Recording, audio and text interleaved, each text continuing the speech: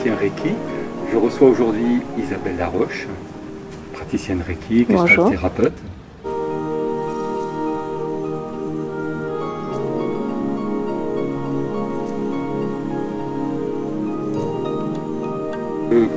Une initiation en fait n'est pas jetée à quelqu'un qui le demande parce qu'il paye. C'est pas, ça lui sera peut-être plus nocif que profitable. Nocif, alors c'est pas le mot que j'emploierais, mais oui, ça peut être déstabilisant. Ça, c'est sûr. Voilà. C'est en ce sens que je voulais l'utiliser. Oui, oui, mais je suis tout à fait d'accord avec toi parce qu'en fait, la période de nettoyage des 3 semaines, si la personne ne s'est pas nettoyée avant énergétiquement, toutes les énergies usées peuvent remonter à la surface et ça peut être plus déstabilisant qu'autre chose. Et ça peut être même inquiétant, quoi. Hein. Oui, oui, oui. Sur des personnes qui ont eu des passés difficiles, des enfances un peu malheureuses, sans préparation, je pense que c'est oui, ou des périodes un peu de coups durs, voilà, qui ont été assez déstabilisantes. Oui. L'idée, c'est voilà, de se faire une petite série de séances avant, idéalement au moins 4 séances avant.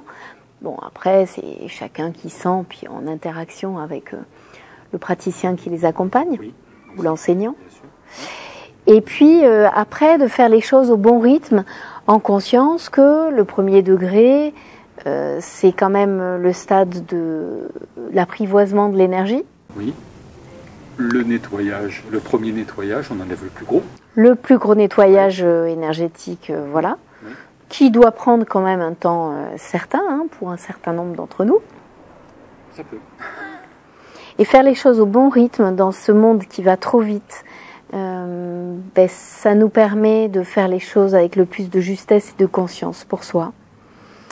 Et la finalité du premier degré, c'est d'installer les auto-soins d'une façon centrée et la plus en confiance possible, quoi. Et juste. Et juste. Et juste, oui, oui.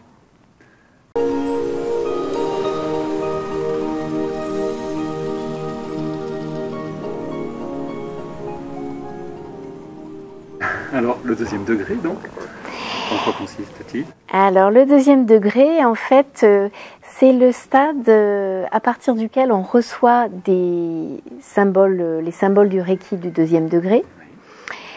Alors, qui sont des ondes de forme avec un mantra chacun, donc un mot pour activer leur potentialité,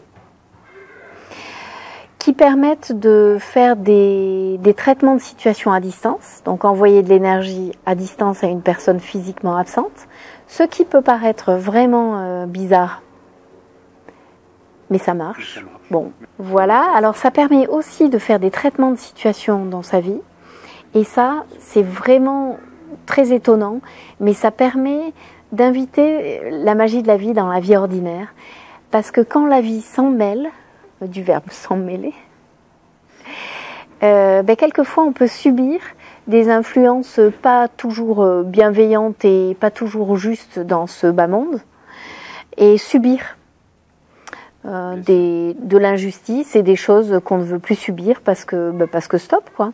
Voilà. Et donc le Reiki permet de mettre un stop justement à ces expériences un peu traumatisantes et répétitives. Qui peuvent l'être, voilà. Oui. Et donc ça permet d'optimiser une situation. Alors je ne sais pas moi, si par exemple on a un examen ou un rendez-vous d'embauche un peu stratégique. Alors l'idée, c'est de nous entourer d'une énergie la plus bénéfique possible pour nous aider à donner le meilleur de nous et faire au mieux de nos possibilités. Et puis après, advienne que pourra. Si on ne doit pas avoir cet examen parce qu'on n'a pas fait ce qu'il fallait pour ou parce que ce n'est pas notre voie, on ne l'aura pas, mais au moins on aura donné le meilleur. Et le troisième degré ?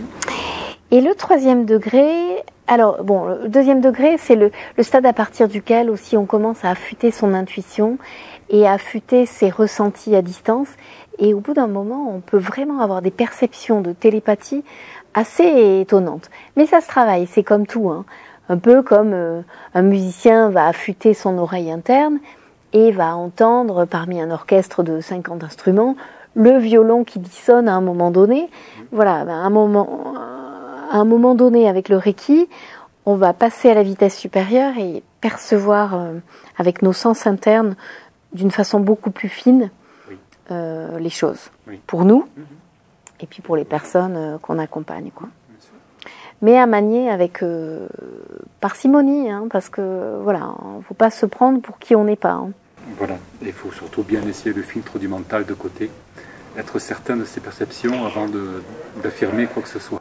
C'est pour ça que je trouve qu'en fait, la pratique du Reiki doit être assortie vraiment d'une démarche de conscience de soi et de placement dans le cœur, quoi. Mais bon, pas toujours évident de se placer dans la juste puissance.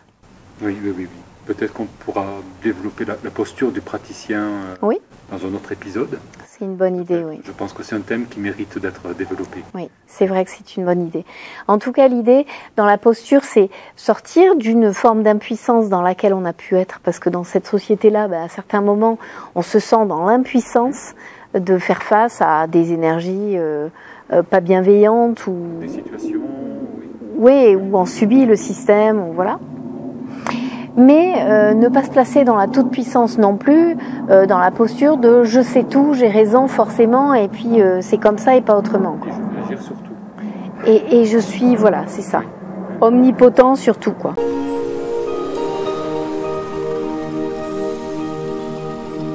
Et donc le troisième ? Et le troisième, voilà, c'était ta question. Oui. Le troisième degré, donc c'est le stade à partir duquel on se... alors, on reçoit des symboles supplémentaires, symboles du maître praticien, et puis des pratiques un peu plus, comment dire, des protocoles un peu plus fouillés, un peu plus avancés. Oui. Voilà. Et pour moi, c'est mettre un pied dans la pratique professionnelle, avec toujours plus de légitimité en soi. C'est-à-dire se sentir dans une forme de maîtrise intérieure de ce qu'on ressent, de ce qui se passe et de ce que ça peut vouloir dire, tout en restant dans une forme d'humilité et de sobriété dans la façon dont on échange avec l'autre. Oui. C'est un peu en fait être en conscience finalement. Oui. Être plus en conscience qu'au degré précédent. Oui, être plus en conscience et on appuie sur ses sensations corporelles. Oui. Parce que tu vois, quand on est dans la tête, en fait, la tête, quelquefois, elle se raconte des histoires. Oui. Et elle nous raconte des histoires. Alors que quand on sent avec nos sensations corporelles et nos sens internes, là, ça triche pas. Pas de mensonge. Il n'y a pas de mensonge. Alors après, c'est décrypter et identifier qu'est-ce que ça peut vouloir me dire. Et ça, c'est encore de la pratique et de l'expérimentation. Oui, bien sûr. Oui. Voilà. Il faut pratiquer et pratiquer encore. Pour moi, le secret du Reiki, c'est ça. Oui.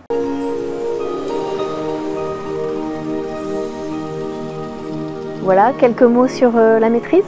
Et oui, dire quelques mots, en fait, à partir d'un certain stade, quand on a suffisamment expérimenté le Reiki sur soi d'abord et avant tout, et d'une façon régulière, vraiment, parce que ça, c'est dommage d'en faire l'économie, hein. Mais en plus, quand on l'enseigne, le vivre de l'intérieur, c'est incomparable, parce qu'on en parle d'une façon autre, bien sûr. Oui. Une fois qu'on a expérimenté le Reiki dans les perceptions à distance, dans les sensations intérieures, ce que ça peut vouloir dire et signifier, oui. On peut avoir envie de l'enseigner autour de nous. Et c'est le stade de la maîtrise, en fait, du 4e degré. Oui. Voilà, où on reçoit les protocoles pour faire les initiations. Et pour transmettre cette énergie. C'est ça, à de futurs élèves, quoi. Hein. Il est important de noter que le Reiki ne se transmet pas par la poste, par Internet, par Skype, par ce que l'on veut, quoi. C'est la transmission, la réelle transmission du Reiki, il se fait in situ, en stage. En stage, en direct et pas à distance. Hein, c'est ça que tu étais en train de dire. Oui, distance, clairement. Ça se transmet de personne à personne, même s'il y a un certain nombre de livres qui sont intéressants sur la question. Qui sont très bien faits, oui, qui sont très bien faits. Voilà. Mais on n'accède pas à cette transmission d'énergie. On a un savoir, mais on n'a pas d'énergie associée. Ça ne remplace pas voilà, le vécu en stage et les initiations transmises en direct. Voilà. Je vous remercie de ce temps partagé. Merci Isabelle pour toutes ces belles explications. Et merci à vous tous d'être là pour nous écouter.